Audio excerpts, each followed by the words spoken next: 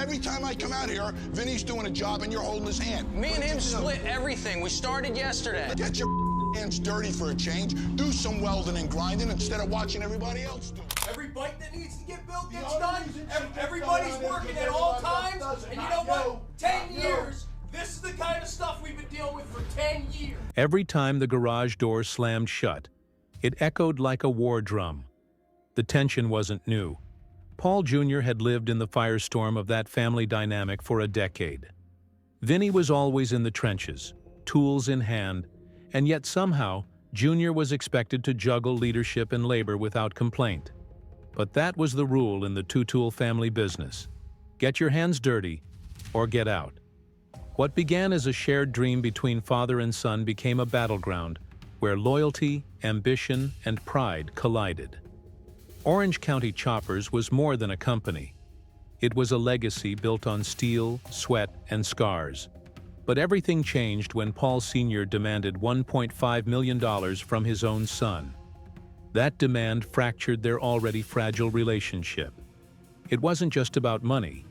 It was about betrayal. A public firing followed, and with it came the painful unraveling of their partnership. Paul Jr. was left to pick up the pieces while the cameras kept rolling. And yet, beneath the layers of anger, time began softening his perspective. When he became a father, the walls started to crack. He looked at his own son and saw something he hadn't understood before: forgiveness. That epiphany became a turning point. Still, the silence between him and his father lasted 15 years, never broken even for a holiday meal. Junior's journey started far from the bright lights of television. At 12, while most kids were lost in cartoons and comic books, he was already knee-deep in grease and grit at Orange County Ironworks. It wasn't play. It was purpose. He swept shavings, carried tools, and absorbed every detail. Even earlier than that, he had wandered through job sites, collecting scrap-like treasure. He turned broken bits of metal into child-sized sculptures, unknowingly crafting the foundation of a lifelong passion. That passion was fueled by discipline.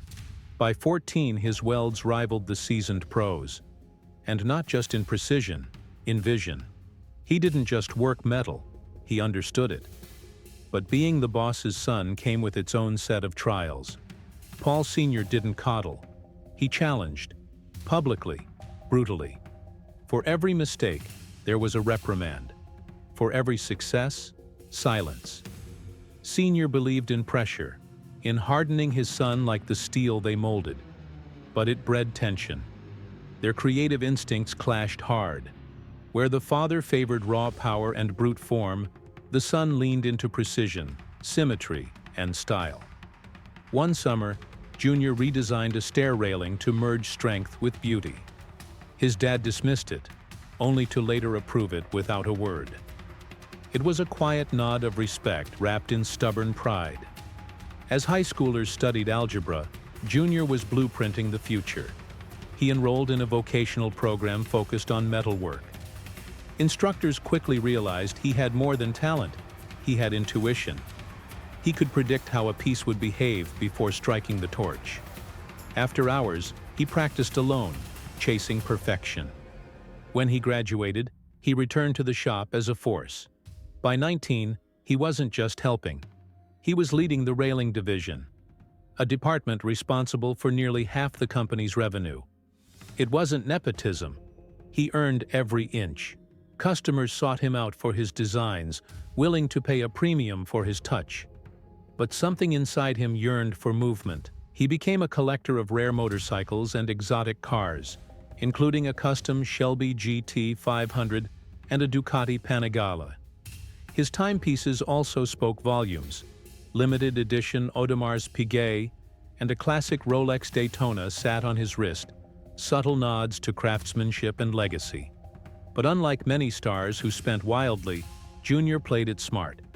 He invested in real estate, purchasing properties in upstate New York, and commercial space for his design business.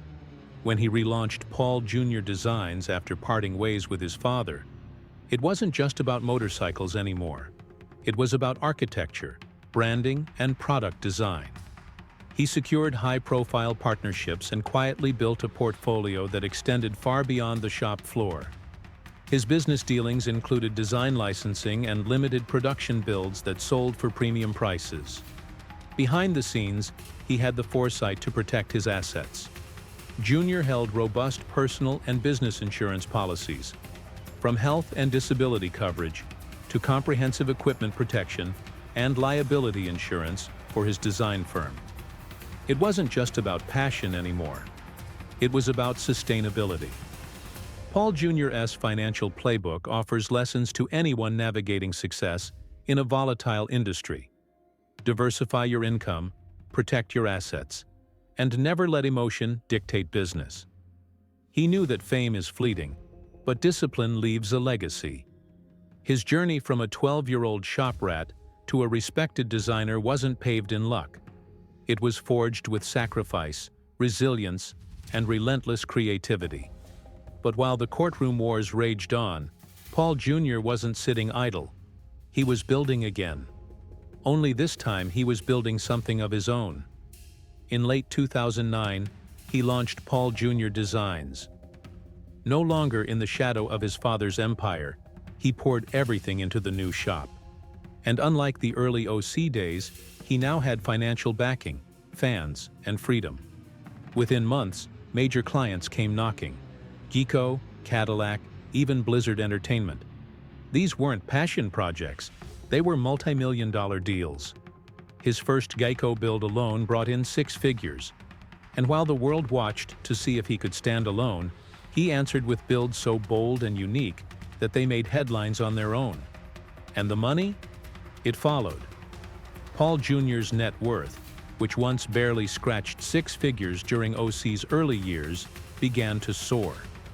By 2015, he was worth an estimated $3 million.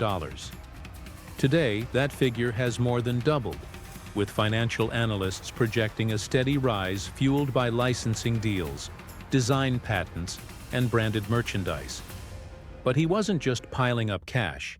He was investing, smartly. His real estate empire quietly grew, with properties in New York's Hudson Valley and a $2.4 million estate in rural Connecticut, equipped with a private studio, workshop, and smart home tech. Unlike many celebrities, Paul didn't flaunt his wealth on social media, but insiders knew.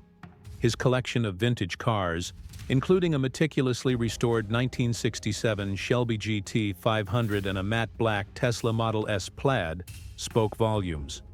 And then there were the watches. Paul Jr. has been spotted wearing a limited edition Rolex Submariner valued at over $42,000 and a Panerai Luminor GMT, symbols not just of success, but of his rise from frozen workshops to the upper echelon of custom design. While others burned through cash chasing the next spotlight, he built stability. And now, private jet brokers confirmed that Paul chartered his own Gulfstream for his West Coast contracts. No more red eyes or middle seats.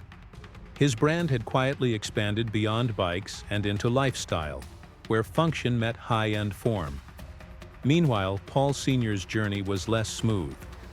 Despite being the face of Orange County choppers, his financial moves lacked the same foresight. His net worth, which once exceeded $15 million at the height of American choppers' reign, dwindled. Court filings later revealed massive debts.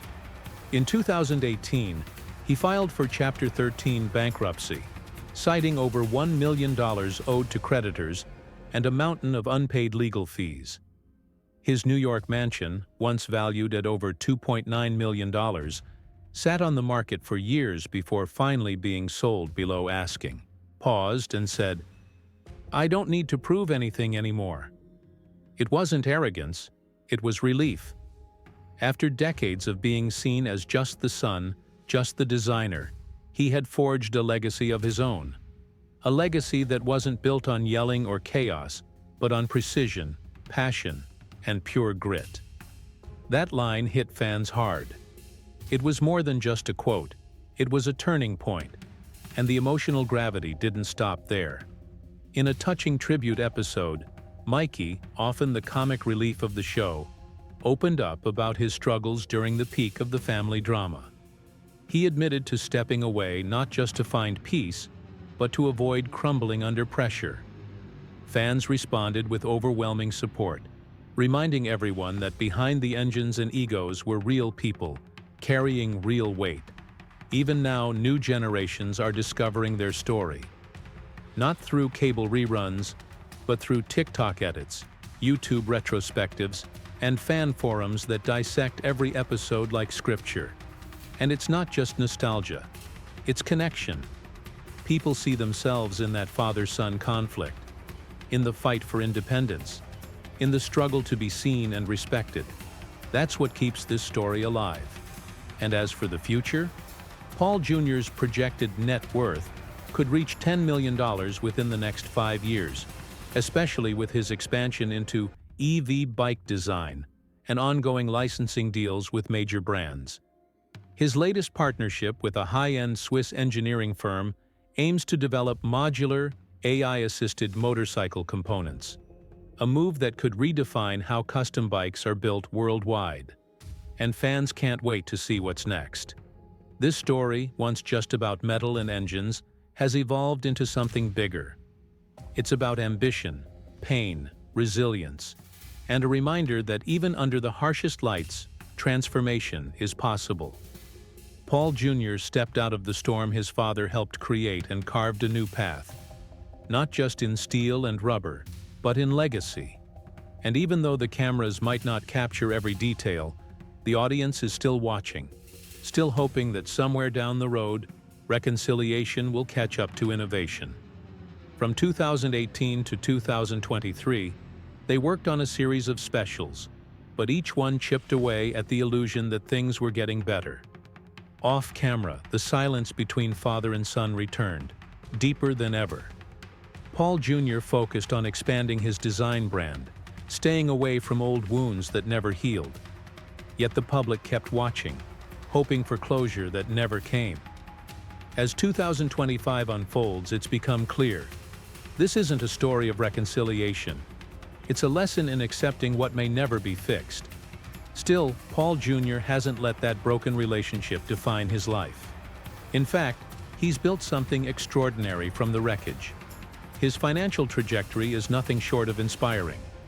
Starting with almost nothing after his split from OCC, he now commands a net worth of approximately $12 million and growing. His company, Paul Jr. Designs, turned into more than just a custom motorcycle shop. It became a hub for creative ventures, from branding collaborations with giants like Blizzard Entertainment and Paramount Pictures to limited edition product lines. His real estate portfolio is impressive too. He owns multiple properties across New York and a quiet estate in Tennessee, where he and Rachel often retreat.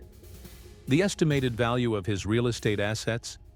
Over $3.5 million combined. And the luxury lifestyle? It speaks volumes about how far he's come. Paul Jr. owns a collection of vintage and high-performance vehicles, including a Shelby Mustang GT 500 and a custom Ducati Monster. His everyday car is a sleek Tesla Model X, quiet, powerful, and conscious.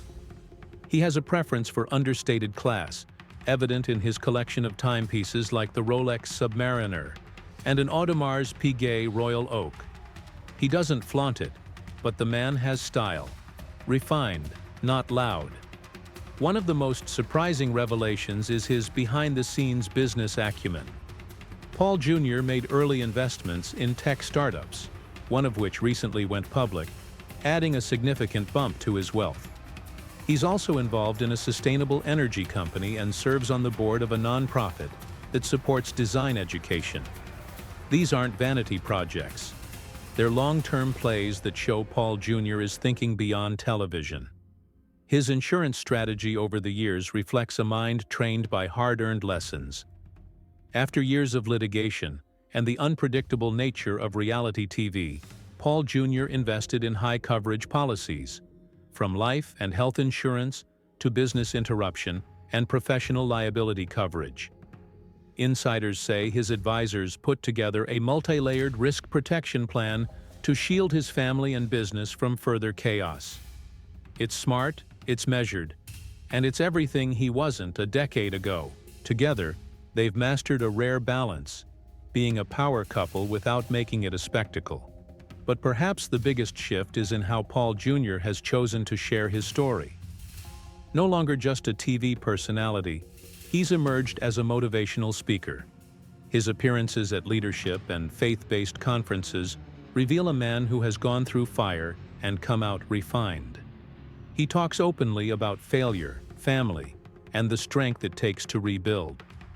Audiences respond with standing ovations, not for the bikes he builds, but for the authenticity he brings.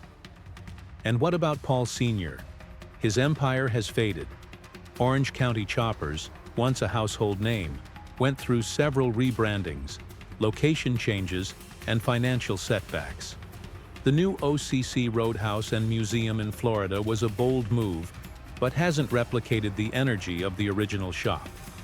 Rumors of liquidity issues surfaced in 2023, and while he's still on camera from time to time, it's mostly for nostalgia. His estimated net worth, once hovering around $15 million, has shrunk to just over $3 million due to legal fees, failed business ventures, and downsizing. His personal lifestyle has adjusted accordingly. Gone are the flashy appearances. Now he rides in a modest SUV and rarely makes public statements unless it's tied to a TV project. The contrast couldn't be starker. Where once the father dominated, the son now shines. Paul Jr. represents resilience, not just against his father, but against the odds. He turned emotional trauma into creative fuel and emerged with clarity, faith, and an unshakable drive. His financial rise isn't just impressive, it's a blueprint for reinvention. Diversify, protect your brand, invest wisely, and most of all, don't let your past define your future. It's a lesson in ownership, of pain, progress, and peace.